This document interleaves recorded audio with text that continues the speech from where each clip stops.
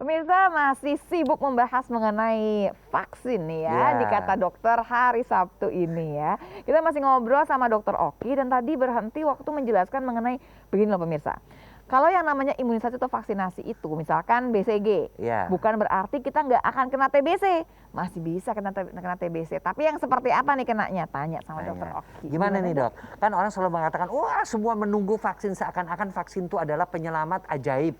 Seakan-akan itu adalah yang ditunggu-tunggu sehingga kita tuh bisa terbebas dari Emang bener COVID-19. sih, itunya sih bener. Tapi sebenarnya efektivitasnya rata-rata vaksin-vaksin yang ada di Indonesia ini berapa persen? Bukan cuma di Indonesia dong dari ya. Di dunia ya, termasuk yang tadi Lula katakan, vaksin BCG itu berapa persen gitu loh efektivitasnya. Ya, contohnya vaksin itu memang tidak bisa menangkal 100%. Itu harus akuin bahwa dan sensitivitasnya misalkan contohnya vaksinasi pneumonia.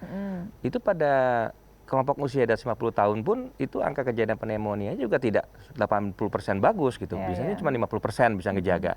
Tapi setidaknya kita ikhtiar lah untuk melakukan pencegahan. Dan angkanya juga pemirsa juga jangan merasa dengan adanya COVID-19 vaksin nanti masuk, oh saya kebal nih, oh 100%. Enaknya gitu. Enggak, tetap menjalankan 3M, kita tunggu sampai prevalensi menurun, dan vaksin yang kita masukin itu tetap kita bisa kena terpapar. Dengan gejala pun ada, bisa. Mungkin gejala flu tetap bisa. Mungkin batuk, demam ada. Tapi diharapkan meskipun sudah divaksin bisa betul, batuk, demam. Tapi tidak berat dok. Diharapkan tidak terlalu berat. Jadi seperti kita mendapatkan suatu infeksi yang kedua kalinya. Gitu. Jadi kita balik lagi nih pemirsa, kalau kan suka ada yang protes nih, anak saya udah dicampak, kok kena campak juga gitu misalkan. Tapi kan kenanya nggak berat. Yang kita masalahkan apa sih COVID ini sebetulnya kan karena fatal, karena yang meninggal, yang harus pakai ventilator kan dok. Kalau kita bisa jaga flu itu kayak flu biasa yang kita pusing-pusing terus kita tidur besok enakan, ya nggak masalah kali kan ya dok ya. Kan yang penting itu, betul kan? Dok, yang saya ingin tanya, kenapa sih pandemik di Indonesia ini susah banget sih dikendalikan? Gitu. Saya juga jadi pengen nanya sama Dokter Oki. Dokter Oki pengen tahu juga gitu, pengen tahu juga gitu biar pemirsa juga disadarkan loh. Ayo kita kendalikan sama-sama. Tapi bagus juga supaya kita ngomongin yang jelas-jelas aja protokol kesehatan. Ayo dok, kenapa sih kita bandel banget nih nggak sebulan bandel banget gitu loh. Tiap hari saya lihat di TV tuh naik melulu, nggak Jawa Barat, nggak Jakarta, nggak Jawa Timur gitu loh. Jadi kenapa sih masalahnya di mana? Tapi sih saya mesti kasih gambaran sedikit nih kan nih per minggu ini ya dok ya. Karena hari Rabu kemarin saya ketemu sama Dokter Dewi, terus dia cerita mengenai peningkatan jumlah kasus. Kalau di Jakarta turun 0,8%, dia kecil banget ya Bapak deh ya. Tapi Jawa Barat itu turunnya itu sampai 28%. Kenapa? Jadi minggu sama minggu. Tapi ini kan sementara. Karena kita pernah juga loh dok, waktu di Jakarta turunnya itu bagus banget, penambahan sedikit sekali. Tiba-tiba penambahan naik lagi seperti ini. Kenapa kira-kira nih dok? Nah, masalah ini memang banyak faktor ya dok. Nah, kalau kita ngebahas dari segi medis aja, kayaknya nggak bisa deh. Kita bisa dari faktor ekonomi juga ya di sini dokter ya. Ada kesehatan, ada ekonomi. Nah, ekonomi juga itu bergantung juga masalah sosial, ekonomi, budaya, kultur masyarakat kita nih sekarang. Satu banyak faktor juga dok. Dari segi masyarakatnya, kita perlu tanya, ini masyarakatnya pertama jenuh gak sih sama kondisi COVID ini sehingga seolah-olah menjadi masa bodoh. Nggak cuma di Indonesia juga ya dok, setelah yang kita baca di seluruh dunia juga mulai kejenuhan ini. Kedua juga kepercayaan masyarakat terhadap pemerintah, regulasi gimana keyakinannya mereka.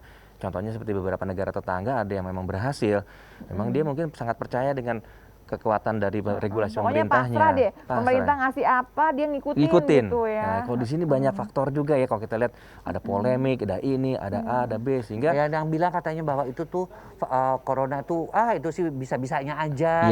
Banyak juga yang bilang begitu kan. Terus yang angka yang sekian ribu orang meninggal itu emang main-main ya kan? Makanya banyak yang bilang begitu kan ya kan. Jadi kadang-kadang kita juga susah untuk mengedukasi masyarakat kita ya. Nah, Dokter Oki kan sekarang tuh kita pakai masker nih, pakai face shield. Tadi ada beberapa, saya lihat juga masker yang dibawa nih oleh Dokter Oki.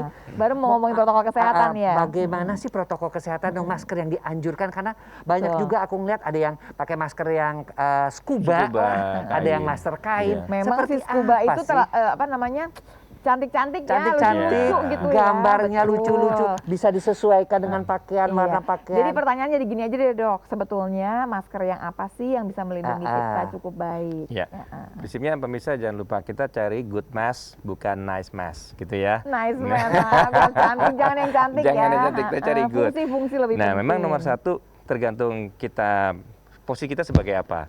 Kalau memang misalkan contohnya kami ada tenaga medis yang memang berhadapan langsung, kontak erat dengan penyandang COVID-19, tentu beda.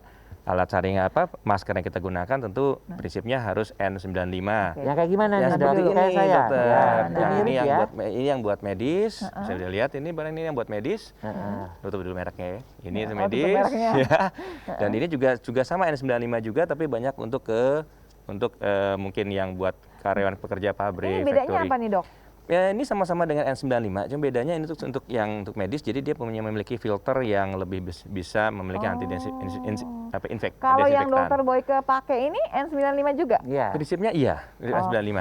Cuma dikasih itu ya, filter ya, maksudnya tuh supaya bisa napasnya lebih enak ya. Bedanya N95 ini, artinya 95 itu artinya dia mampu kurang lebih 95% untuk mencegah air penyaringan partikel air yang kurang dari 50 mikron. Oke. Ya. Nah, pertanyaan lebih jauh adalah kalau ada masker lagi tuh satu, tapi nanti kalau kita nih masyarakat umum aja nggak ketemu pasien langsung gitu ya, kita harusnya pakai yang mana? Terus kalau sekarang nih Dokter Oki pakai masker yang hijau ini kayak saya, plus pakai face shield. Kenapa mesti pakai face shield? Nanti kita akan bahas ya pemirsa. Urusan masker ini memang urusan yang cukup pelik ya, karena memasyarakatkan masker juga nggak gampang-gampang banget. Plus pengen cantik, plus pengen bisa napas. Nanti semua dibahas. Seperti saya pengen bisa napasnya enak ya kan. Jangan kemana-mana, tetapi kata siapa? Kata dokter pastinya.